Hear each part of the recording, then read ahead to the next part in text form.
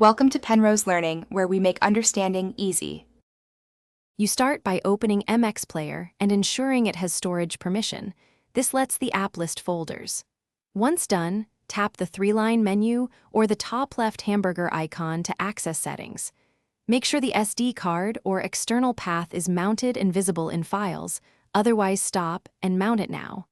Now, from the app menu, go to Settings. This first step prepares MX Player to change its default path, so the app can actually save and find media on the desired drive.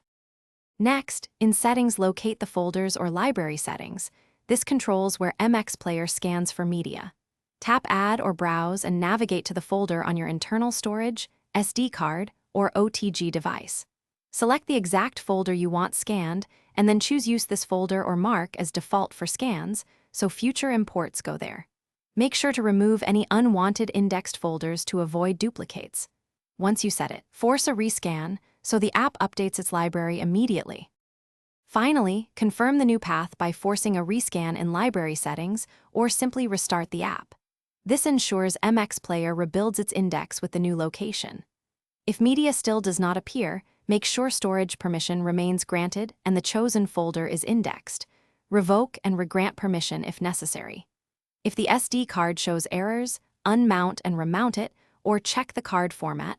Reformat to a compatible file system if needed. This troubleshooting tip solves most common path problems quickly. Thanks for watching. If this was helpful, leave a like and consider subscribing. See you next time.